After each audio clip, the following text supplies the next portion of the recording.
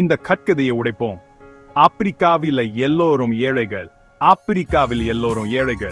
என்பது நீண்ட காலமாக நிலவி வரும் ஒரு தவறான கருத்து. இது மிகவும் தீங்கு விளைவிக்கும். இது ஒரு பெரிய மற்றும் பலதரப்பட்ட கண்டத்தை பற்றிய மிக எளிமையான மற்றும் தவறான எண்ணத்தை காட்டுகிறது. இது லேப்சி ஸ்டோர் நாடுகள் உள்ளன. 1.4 பில்லியனுக்கும் அதிகமான மக்கள் உள்ளனர்.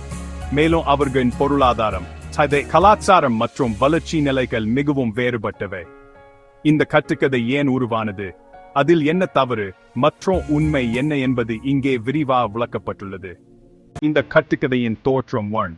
காலனித்துவ ஸ்டீரியோடைகள். காலனித்துவ காலத்தில் ஐரோப்பிய சக்திகள் ஆப்பிரிக்க சமூகங்களை பின்தங்கியவை அல்லது வறட்சியடையாதவை என்று சித்தரித்தன. இதனால் காலனித்துவத்தை நியாயப்படுத்த முடியும். இந்த கதைகள் ஆப்பிரிக்க மக்களை உதவியற்றவர்களாகவும் ஏழைகளாகவும் காட்டின. அவர்களுக்கு நாகரிகம் அல்லது உதவி தேவைப்பட்டது. மேற்கத்திய ஊடகங்களின் சித்தரிப்பு பல தசாப்தங்களா உலகளாவிய ஊடகங்கள் பெரும்பாலும் இந்த விஷயங்களில் கவனம் செலுத்தின.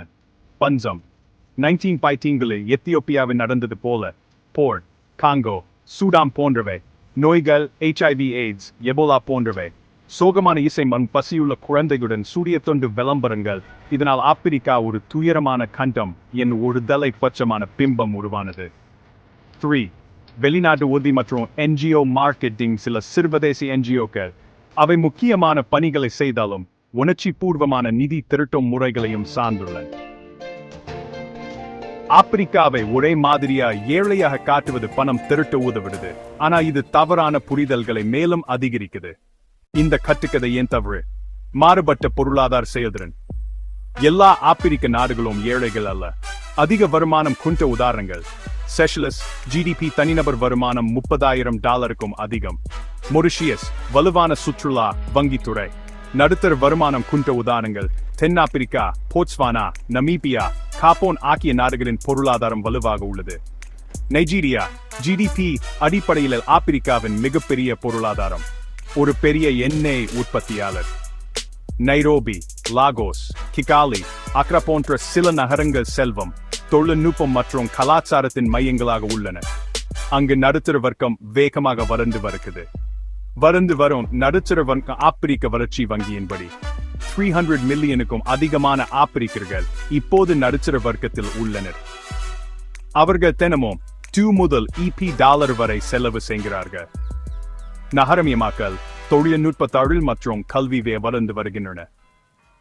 விலங்கு நிறைந்தவை. ஆப்பிரிக்கா ஏழை அல்ல. பல நாடுகள் விலங்கு நிறைந்தவை. எண்ணெய், நைஜீரியா, அங்கோலா. தங்கம், தென்னாப்பிரிக்கா, கானா. வைரங்க, Botswana. Cobalt, lithium, DR Congo.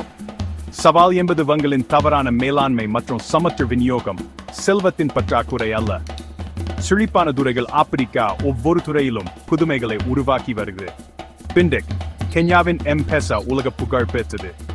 Agritech, துல்லியமான விவசாயம், ட்ரோன்களின் பயன்பாடு. பேஷன் மற்றும் இசை, ஹாப்ரோபி, நோலிவுட், உலகளாவிய பிராண்டுகள். ஸ்டார்ட்அப்கள், ஃப்ளட்டர்வேவ், ஆண்டிலா, சிப்பர் கேஷ். பல ஆப்பிரிக்க தொழில் முனைவோர்கள் மற்றும் படைப்பாளிகள் போட்டித்தன்மை கொண்டவர்கள். உண்மை, ஒரு கலவையான படம். மிக அதிக வறுமை இன்னும் உள்ளது, குறிப்பாக சண்டை நடக்கும் பகுதிகள் அல்லது கிராமப்புறங்களில். தென் சூடான், மத்திய ஆப்பிரிக்க குடியரசு போன்றவை. நடுத்தர வர்க்கம் கண்டத்தின் நகரங்களில் வேகமாக வளர்ந்து வருகிறது. பணக்காரர்கள், வணிகம், அரசு மற்றும் புலம்பெயர் சமூகங்களில் இவர்களின் வலுவான இருப்பு உள்ளது. ஏற்றத்தாழ்வு. வருமானத்தில் மிக அதிக ஏற்றத்தாழ்வு ஒரு பெரிய பிரச்சனை. செல்வம் சமமாக பகிரப்படவில்லை. ஆப்பிரிக்காவில் பணக்காரர்களும் பகுதிகளும் உள்ளன, அதேபோல மிகவும் ஏழ்மையான இடங்களும் உள்ளன. சிரியா, இந்தியா, அமெரி உள்ளது போல.